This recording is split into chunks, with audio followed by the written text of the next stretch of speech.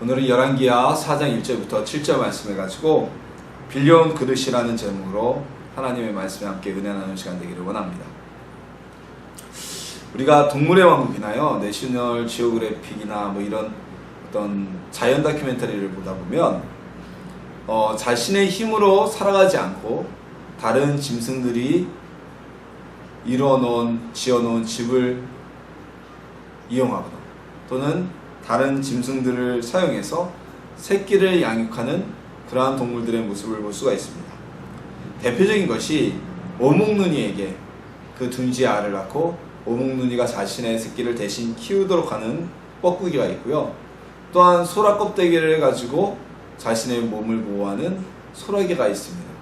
그리고 미어캣 같은 경우도 개미알기가 지어놓고 버린 집을 자신의 집으로 삼는 동물이기도 하죠.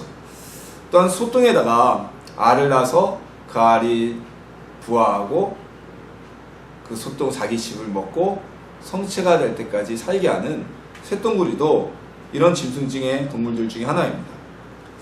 뻐꾸기 같은 경우는 참 얄미운 경우죠. 다른 새가 새 둥지에 새끼를 낳고 그 새의 새끼는 다 죽게 만들고 자신의 새끼만 키우는, 근데 이런 얄미운 경우지만 대개는 다른 동물들이 버린 집이나 또는 다른 동물들의 사체, 배설물들을 이용해서 자신들이 생존해 나가는 지혜를 가지고 있습니다. 그렇다면 우리 사람들도 완전한 자급자족의 생활을 지금은 할 수가 없죠. 그렇게 살아갈 수는 없습니다. 과거 에덴 동산에서는 자급자족의 생활이 가능했어요. 하지만 우리는 이제 주변 식물을 채취하고 가축에게서 얻는 부산물을 가지고 원시시대에는 의식주를 해결할 수가 있었습니다. 하지만 이런 원시경제를 벗어나면서부터 개인의 의식주뿐만이 아니라 사회경제라는 것이 생성되기 시작했고요. 거기에 대해서 화폐라는 것이 등장하게 됩니다. 그래서 오늘날의 경제공동체가 형성되어지고요. 자신에게 자급자족하지 못하는 부족한 것이 있다면 돈을 주고 구입하게 되는 경제체제가 확립되게 되었습니다. 자, 이때부터 화폐가 등장하고 자급자족이 끝난 시대로부터 부의 격차가 생기기 시작했는데요. 자연 채집이 아니라 어떤 자산에 대한, 자기가 가지고 있는 재물에 대한 부의 재생산이 이루어지다 보니까 부자는 가진 것이 많으니까 더 많은 것을 사들이고 더 많은 것을 팔 수 있기 때문에 더욱더 부해질 수 있었고요. 하지만 가난한 사람은 가지고 있는 자산이 적기 때문에 팔 수 있는 물건이 적고 그 재생산할 수 있는 규모가 작기 때문에 여전히 가난에 머물게 되었습니다. 그마저도 아주 작은, 스스로가 무엇인가를 자급할 만한 작은 재생산의 발판조차 없는 사람들은 자연에 가서 필요한 것을 자급자족할 수 있는 시대가 끝났기 때문에 생계를 위해 타인의 돈을 빌리게 되기도 하고요. 가난을 벗어나기 힘들게 되었습니다. 이것은 오늘날에도 반복되는 부와 가난의 상습구조입니다. 부자나 가난한 사람들은요, 오늘날 뿐만이 아니라 과거에도 있었어요. 성경시대에도 있었고요. 오늘 본문의 엘리사 시대에도 있었어요. 그래서 하나님은 구약시대부터 늘 과부와 고아 그리고 유랑자 같은 사회적 약자들을 보살피라고 말씀하고 계셨습니다. 오늘 말씀도 가난에 밀려서 정말 최악의 상황에 도달하게 된 한 가족의 이야기입니다. 우리가 이 가족의 이야기를 나누면서요, 가난에 부딪혀서 최악까지 다가왔던 이 가족이 어떻게 해서 하나님의 응답을 받게 되었는지 우리 말씀을 통해 나누고, 저와 여러분도 이 가족 같은 응답을 받아 누리는 귀한 시간 되기를 주님의 이름으로 소망합니다. 오늘 본문은요, 엘리사에게 나와 하소연하는 한 여인의 이야기로 시작이 됩니다. 이 여인은요, 엘리사도 참 잘하는 여인이었어요. 왜냐하면 이 여인의 남편은 선지생으로서, 예언자, 지망생으로서 엘리야에 이어 선지학교를 이끌고 있던 엘리사의 제자 중에 한 사람이었기 때문입니다. 그런데 안타깝게도 이 사람은, 이 선지생들은 선지자가 되기도 전에 일찍 생을 마감하게 됩니다. 그리고 이 선지생도에게는 남은 가족들이 있었습니다. 선지생도라고 하면 오늘날로 말하면 신학생이라고 보면 됩니다. 신학생, 하나님의 종이 되기 위해서 공부하던 그 신학생이 가족들만 남기고 세상을 뜨게 되었던 것이요. 그 남은 가족이었던 이 선지생도의 아내가 오늘 본문에 엘리사에게 나와 부르짖어서 자신의 사정을 하소연하고 있는 것입니다. 이 여인의 사연인즉 이랬습니다. 남편이 세상을 떠나자 이 가정에 경제력의 문제가 생기게 되었고요. 이 심각한 경제적인 문제는 남의 돈을 빌려 쓰게 되었습니다. 그리고 결국에는 그 빌려 쓴 돈을 갚지 못하게 되어서 빚 때문에 이 여인의 아들들이 죽은 선지생도의 아들들이 채권자의 종으로 끌려가게 된 상황이 되었던 것입니다. 이때 당시 성경시대에는, 그리고 오랜 옛날에는, 우리나라도 조선시대까지 그랬잖아요. 빚을 져서 갚지 못하면 뭐 오늘날에는 자본주의 사회니까 뭐 경매니 뭐니 뭐 파산이 이런 게 있지만 어떤 신체형으로 빚을 갚지 못하게 법으로 규정되어 있지만, 과거에는 빚을 갚지 못하면 자신의 몸으로 빚을 갚아야 했습니다. 노예로 팔려가야 됐어요. 노예로 끌려가야 됐어요. 오늘 이 여인의 아들들도 빚을 갚지 못하니까 빚을 빌려준 채권자가 이 여인의 아들들을 노예로 끌고 와서 대신 빚을 갚으라고 할 요량인 상황이었던 것입니다. 뭐 오늘날에도 불법 사채 쓰면 그런 거 하잖아요. 신체 포기각서에서 뭐 장기인 내다 판다는 이런 이야기들이 나오는데, 그것처럼 이 여인은 아들들조차 아들을 빚 때문에 넘겨줘야 되는, 정말 최악의 종은요, 원래 히브리 민족이 종이 되면요, 원칙적으로는 히브리 민족, 즉 이스라엘 민족이 종을 삼지 않는 것이 원칙이었고요. 혹여 종을 삼은 자를 넘겨받았다면 6년 동안 종으로 있다가 7년째 되는 해, 안식년이 되는 해에는 아무 값 없이 그 종된 히브리 사람을 풀어줘야 됐습니다. 그런데 이 성경시대에, 우리가 아는 열왕기나 역대기 시대에는 하나님의 율법이 제대로 지켜지지 않던 시대예요. 하나님을 섬기지도 않고 우상을 섬기던 이 시대에 하나님의 그런 아주 너의 종을 내보내라는 이 율법을 지킬 자들이 없었겠죠. 자, 이 여인은 정말 암울한 상황에 닥치게 되었습니다. 종이 된다는 건, 노예가 된다는 건 더 이상 사람의 대우를 받지 못하고 대대손손 노예가 된다는 것을 의미하였습니다. 선지자는요, 별다른 수입원이 없었습니다. 이들은 여호와 하나님의 말씀을 전하는 이들이었지만, 하나님의 일을 하는 이들이었지만, 같이 하나님을 일을 하던 제사장들과는 달리 무슨 11조나 재물의 일부 등 제사장처럼 어떤 율법으로 제도적으로 보장된 수입이 따로 없었습니다. 그렇다고 이들이 오늘날 점쟁이처럼요, 무슨 예언을 해주고 따로 대가를 받는 이들도 아니었어요. 오로지 자발적으로 예언자들, 선지자들을 돌보거나 챙겨주는 백성들의 도움을 통해 생계를 유지하였던 것입니다. 즉, 이 여인의 아내가 선지자가 되었다고 할지라도 경제적으로 나아질 것이라는 보장은 없었다는 거죠. 하지만 이 여인은 그럼에도 불구하고 남편이 선지자가 되어 하나님의 일을 하는 꿈을 꾸면서 이 선지생도를 뒷바라지하였을 것입니다. 가정경제를 이 여인이 아마 책임졌기가 더 쉬울 겁니다. 선지자가 되기 위해서 엘리사를 따라다녔던 그 선지생도가 경제력을 갖기는 아마 힘들었을지 모릅니다. 하나님께 쓰임받는 선지자가 된 남편을 바라보면서 그 뒷바라지를 하였던 이 여인은 남편이 죽게 되자 빚만 남게 되었습니다. 그리고 이제 그 빚마저 감당하지 못하게 되어서 아들들이 종으로 끌려가게 된 것입니다. 이 상황은요, 이제 더 이상 이 여인으로서는 스스로 해결할 수 있는 한계를 넘어선 상황이었습니다. 어떠한 방법으로도 이 일은 해결할 수 있는 방법이 없었습니다. 이제 정말 막바지에 다다른 여인은 엘리사에게 나와서 자신의 사정을 하소연합니다. 오늘 본문에 보면 부르짖어 이야기했다고 기록되어져 있습니다. 소리내요. 아마 통곡하면서 자신의 사정을 엘리사에게 하소연하러 온 것입니다.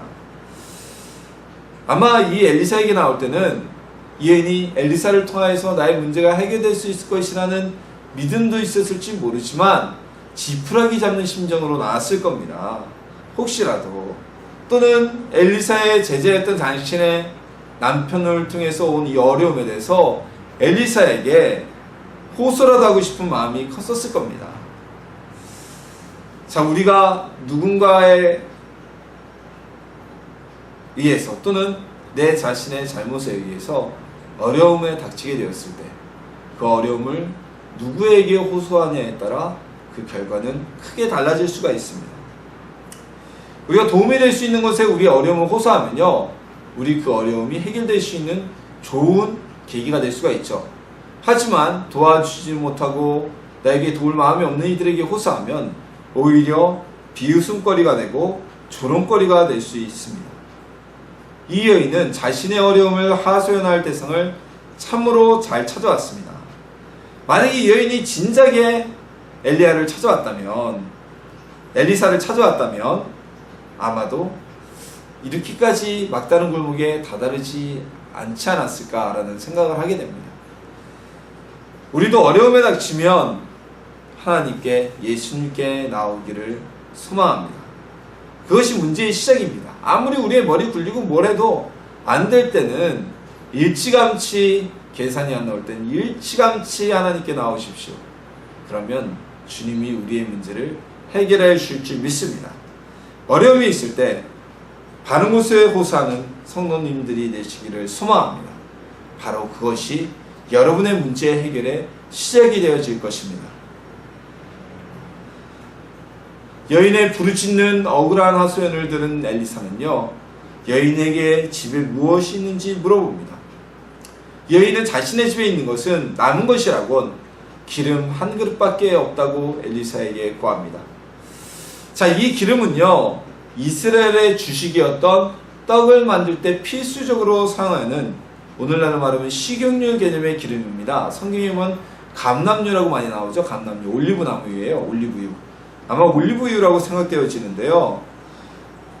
보면 이 여인은 집에 기름이 한 그릇밖에 남지 않았다는 것은 떡을 만들 밀가루조차도 다 떨어져서 이제 기름밖에 없다는 얘기입니다.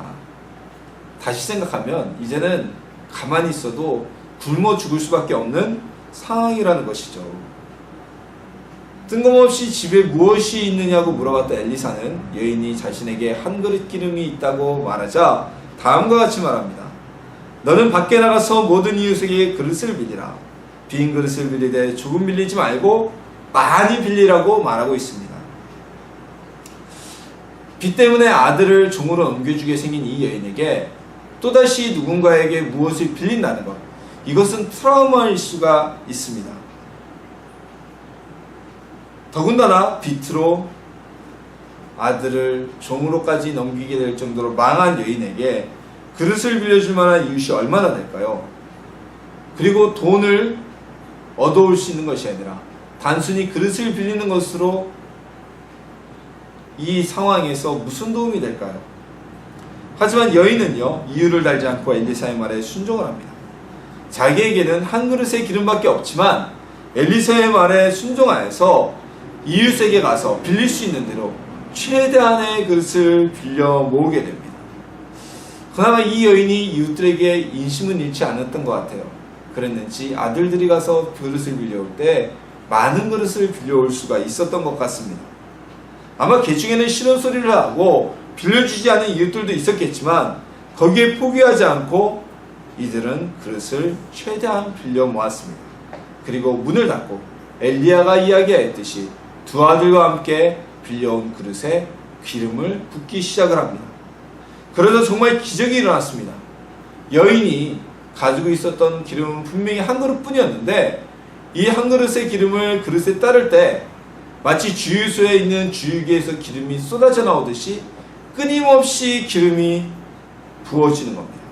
한 그릇에 가득 태워지면 그 그릇을 옆으로 치우고 또 다른 그릇에 붓고 그 그릇이 또 기름으로 가득 채워지면 옆으로 치워놓고 또 새 그릇에 붓고 그리고 마침내 빌려온 모든 그릇이 가득 차서 더 이상 채울 수가 없게 되자 기름은 멈추게 되었습니다.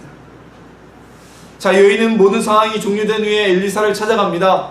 기름이 잔뜩 생겼다고 자신의 마음대로 와, 나에게 돈이 생겼구나, 이걸 팔면 되겠구나 라고 행동하지 않고 하나님의 사람인 엘리사에게 나가서 이 사실을 말합니다. 그릇에 기름이 가득 찼습니다. 그러자 엘리사는 여인에게 이 기름을, 네가 그릇에 남은 그 기름을 팔아서 빛을 갖고 남은 것은 너와 내 아들이 앞으로 살아갈 생활비로 사용하라 하고 이야기를 합니다. 자, 이 기름은 휘발유냐 경유가 아닌 식사를 위해 사용하는 필수 품이었기 때문에, 필수 식재료였고 밤에 불을 밝히는 필수 기름이었기 때문에 아마도 팔기가 쉬웠을 것입니다. 오늘 본문에 나와 있는 선지생도의 아내, 이 여인은 어려움이 닥쳤을 때, 자신의 한계에 부딪혔을 때 다른 곳이 아닌 하나님 앞에 나와 문제의 해결을 받고 응답을 받게 됩니다. 위기를 벗어나게 됩니다. 위기를 벗어났을 것뿐만이 아니라 앞으로의 삶에 대한 든든한 보장까지 덤으로 받게 되었습니다. 우리가 하나님을 찾으면 문제 해결을 받습니다. 우리가 하나님 앞에 나오면 생각지도 못한 은혜까지 우리에게 부어주시는 하나님이 되십니다. 우리 주님 앞에 나와 은혜를 충만히 받는 하나님의 자녀들 되기를 소망합니다.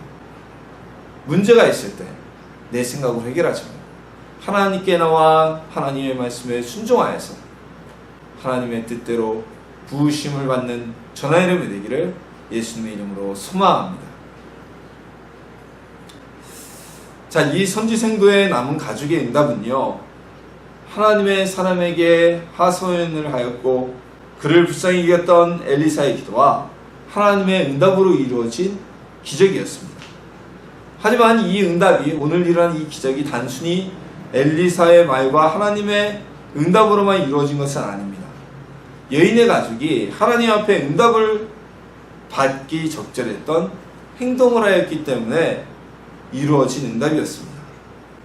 자, 무슨 행동을 하였길래, 무슨 조건을 가졌길래 이 여인은 하나님의 기적을 체험할 수가 있었을까요? 자, 먼저 첫 번째로 이 여인의 집에는 한 그릇에 기름이 남아 있었습니다. 이 기름이 빛을 갚는 모든 빈 그릇을 채우는 원천이 되었습니다. 자, 그렇습니다. 우리가 하나님께 응답을 받기 위해서는, 우리가 하나님께 응답을 받을 수 있는 미천이라고 그러죠. 어떤 조건을 가지고 있어야만 합니다. 준비가 되어 있어야만 합니다. 물론 우리 하나님께서는 무에서 유를 창조하시는 분이십니다. 없는 것을 있게 하시고 광야에서 이스라엘 백성에게 그 허버 벌판에서 만나를 내리셔서 그들이 40년 동안 먹고 살게 해주셨던 하나님이십니다. 하지만 우리가 하나님께 응답받기 위해서는 우리가 준비되어지는 그 응답의 조건이 되어질 수 있는 불씨를 가지고 있어야만 한다는 겁니다. 시험을 앞둔 사람이 하나님께 기도하여서 내가 이 시험에 합격하게 해주십시오 라고 기도할 때는 그 사람은 열심히 공부를 해야 하는 그런 기본적인 조건을 가지고 있어야만 합니다. 공부는 하나도 안 하고 탱자탱자 놀면서 하나님 제가 이 시험에 합격하게 해주세요 하면 하나님이 합격해 주실까요? 물론 하나님은 그 사람의 모든 답을 만점을 맞게 해주시는 분이십니다. 떠오르게 하실 수도 있고 그 사람이 찍는 답마다 정답으로 찍게 만들 수도 있는 분이십니다. 하지만 하나님은 그런 기도에 응답하지 않으십니다. 우리가 하나님께 응답받기 위해서는, 기도에 응답을 받고 문제 해결을 받기 위해서는 그 씨앗이 될 수 있는, 응답의 씨앗이 될 수 있는 조건을 누려야만 합니다. 이 여인의 집에 한 그릇에 기름이 있어서 이 기름은 여인에게 빛을 갖고 앞으로의 생활비를 주는 원천이 되었습니다. 물론 이 여인이 기름을 남기고 싶어서 남긴 것은 아닐 것입니다. 이 여인이 하나님께 내가 이 기름 한 그릇을 가지고 응답을 받아야지 하는 마음을 갖지 못하였을 것이에요. 하지만 본문에서 여인의 집에 무엇이 있는지 찾았던 것은 뜬금없는 것이 아닌 여인이 가지고 있는 그 조건들을 통해서 응답하고자 하시는 하나님의 의도가 드러난 것입니다. 여러분에게는 어떤 응답의 재원을 가지고 있습니까? 이 응답의 미천은요, 조건은요, 오늘 여인처럼 꼭 무슨 물질적인 것이 아닙니다. 나에게 있는, 내게 하나님이 주신 달란트, 또는 내가 가지고 있는 인간관계, 또한 나의 성품 등 여러 가지가 우리의 응답이 지원될 수가 있고 응답의 미천이 될 수가 있습니다. 우리에게 있는 것을 통해서 하나님은 우리에게 응답의 길을 여실 수가 있는 것입니다. 모든 사람, 대부분의 사람이 하나님께 기도하면서 하나님, 저는 가진 것 없지만 하나님 응답해 주셔야 합니다. 하나님이 무에서 유를 창조하시는 그런 응답을 받길 소망합니다. 하지만 하나님의 응답은 우리에게 준비되어진 것으로 이루어지게 됩니다. 신랑을 맞는 10처녀가 기름 준비가 된 5처녀만이 신랑을 맞아야 했던 것처럼 우리도 하나님께 응답을 받을 준비를 하고 노력을 하고 기대를 하고 있어야만 한다는 것입니다. 하나님의 응답의 조건이 무엇일지, 나에게 하나님께서 주신 응답의 재원이 무엇인지 묵상하며 찾아가는 성도님들이 되기를 소망합니다.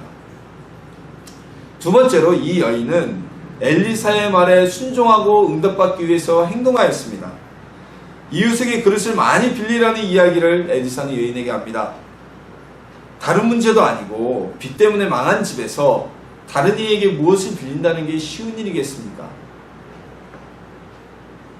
옛날에는 그릇이 큰 재산이었죠. 아마 우리 할머니들 세대쯤 되면 그릇 하나 깼다고 씹살이 했던 얘기를 많이 들어보셨을 거예요. 그리고 옛날에 질그릇 같은 건 철사로 막 꼬매서 쓰고, 저도 어렸을 때 기억에 빨간 고무다라이 있죠? 그 고무다라이들을 철사를 이렇게 깨매가지고 또 고무다라를 또 녹여가지고 이렇게 붙여서 땜질해서 쓰는 모습을 저도 본 기억이 있습니다.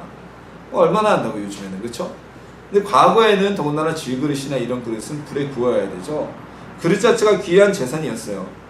자, 그런데 이 여인이 살고 있었던 2000년이 훨씬 더 먼 그때야 뭐 우리가 다를 바가 없겠죠. 더군다나 이 여인의 집은 망했습니다. 온 동네에 소문이 쫙 퍼졌겠죠. 저 집은 남편도 선지생도로 살다가 그냥 죽어버렸고 빚져가지고 아들까지 종으로 팔려갈 집이래. 아유, 어떡하냐. 사람들이 혀를 끌끌 찰지 모르지만 이 여인의 집은 망한 집이라고 대신 소문이 쫙 퍼졌습니다. 자, 남의 것을 빌렸다가 갚지 못해서 아들을 종으로 넘겨야 하는 집에 그릇을 빌려달라면 그게 쉬운 일일까요? 이 여인의 입장에서도 한 번 잘못 빌리는 바람에 망하게 되었는데 또다시 빌린다는 것, 그거 쉬운 일이 아닙니다. 정말 엄청난 죽기보다 어려운 일일 수도 있을 것입니다. 하지만 이 여인은 엘리사의 말을 따르고 그들의 움직임에 행동합니다. 빛을 갖고도 상을 빌었을 만큼 많은 기름을 받았던 것을 보면 자신의 능력을 따라 빌릴 수 있는 그릇을 최대한 빌렸던 것 같습니다. 그릇을 빌리라는 엘리사의 말은요, 이 여인을 시험하기 위한 하나님의 말씀이었을지 모릅니다. 이 여인이 정말 기도의 응답을 받을 만한, 자신의 빚을 다 해결받을 만한, 그리고 앞으로의 생활비까지 벌 수 있을 만한 준비가 되어지고 그릇이 되어져 있는 여인인가 하나님께서 시험하셨을지 모릅니다. 그러나 여인은 그 말에 순종합니다. 그리고 최대한 그릇을 빌렸고 그 그릇에 기름이 가득 담겨지게 됩니다. 그리고 빌린 그릇의 숫자만큼 응답을 결과를 얻게 되었습니다. 아마 조금 빌렸다면 빚을 다 갚지도 못했을지 모릅니다. 하지만 여인은 많이 빌렸기 때문에 자신과 아들들의 빚뿐만이 아니라 앞으로 미래의 생계비까지도 보장받는 축복과 은혜를 받았던 것입니다. 대부분의 하나님의 자녀들이 꿈꾸는 응답은 일사천리로 하나님께서 해결해 주시는 것입니다. 하지만 모든 응답은, 또한 오늘 본문의 응답의 조건은 준비되어진 조건과 여인의 노력과 움직임 가운데, 행동 가운데 하나님이 부어주신 응답입니다. 이것이 하나님의 기적의 조건이며 응답의 조건입니다. 우리가 하나님보다 인간의 생각으로 앞서 나가는 것도 지향해야 하지만 그렇다고 아무것도 하지 않고 감나무 밑에서 곰이 입을 벌리고 있듯이 아무것도 하지 않고 하나님의 응답으로만 유행이 떨어지듯이 바라는 것조차 그것도 옳은 일은 아닙니다. 하나님의 기적의 조건을 찾아보고 기도하며 우리는 노력해야만 합니다. 그 위에 하나님의 기적과 응답이 나타나게 될 것입니다. 주님의 뜻대로 준비하고 순종하여서 응답의 기적을 누리는 저와 성도님들이 되시기를 주님의 이름으로 소망합니다. 이 여인의 남편은 하나님의 사람이 되기 위해 선지자를 따라 나섰습니다. 온 가족은 가장이 하나님의 선지자가 되어서 하나님의 일을 하는 꿈을 꾸고 소망을 품으며 어려움을 견뎌갔습니다. 그러나 가족의 희망이었던 가장은 선지자가 되기도 전에 가족들만 남기고 세상을 떠났습니다. 가족만 남기고 떠났으면 좋았을 텐데 엄청난 빚까지도 남겨놓고 말았습니다. 그 빚은 남은 가족마저 뿔뿔이 흩어지게 할 위기까지 몰아넣었습니다. 아들들은 노예로 끌려가게 생겼습니다. 이때 이 여인은 노력을 하였지만 어떠한 노력도 이 빚의 문제로부터 그녀와 그의 아들들을 구해줄 수는 없었습니다. 이 막다른 골목에서 여인은 엘리사를 찾아옵니다. 엘리사에게 자신의 사정을 호소합니다. 하나님의 사람을 찾았다는 것은 곧 하나님께 나왔다는 것과 같은 것을 의미를 합니다. 그리고 그곳에서 하나님의 응답의 조건을 듣게 됩니다. 그릇을 빌리고 남은 기름을 빌린 그릇에 붓게 됩니다. 그리고 하나님의 응답과 기적을 이 여인과 아들들을 위해서 구하고 앞으로 살아갈 미래의 생계비까지 채워주게 되었습니다. 우리 가운데 응답받아야 될 문제가 있습니까? 우리 다른 곳으로 가지 말고 하나님 앞에 나오십시오. 그리고 우리에게 응답의 조건이 무엇이 있는지 찾아보십시오. 그리고 우리에게 하나님이 요구하시는 것이 무엇인지 열심히 우리가 그릇을 빌리러 다니는 전화 이름이 되기를 소망합니다. 하나님의 감동이 있다면 멈춰서 있지 말고 주저앉아 있지 말고 그릇을 빌리러 나가는 여름이 되시기를 소망합니다. 그때 우리에게도 놀라운 하나님의 응답과 기적이 일어날 것입니다. 최근에 흥행하였던 인스터텔라죠. 한 영화에서 이런 대사가 등장을 합니다. 우리는 방법을 찾을 것이다. 언제나 그렇듯이. 굉장히 유명한 대사인데요. 이 이야기는 우리 그리스도인들의 고백이 되어야만 합니다. 하늘이 무너져도 죽음의 위기에 닥치더라도 우리는 하나님을 통해서 방법을 찾을 것입니다. 언제나 그렇듯이. 또한 언제나 그렇듯이 우리 하나님은 우리의 기도에 응답하여 주실 줄 믿습니다. 하나님 앞에 나와서 문제의 해법을 받는 전화 이름이 되기를 소망합니다. 우리가 가진 조건을 채울 수 있는, 응답을 이룰 수 있는 그릇을 많이 빌려서 문제 해결뿐만이 아니라 그 위에 더하시는 하나님의 축복을 받아 누리는 기적을 체험하는 하나님의 자녀가 되기를 주님의 이름으로 축원합니다.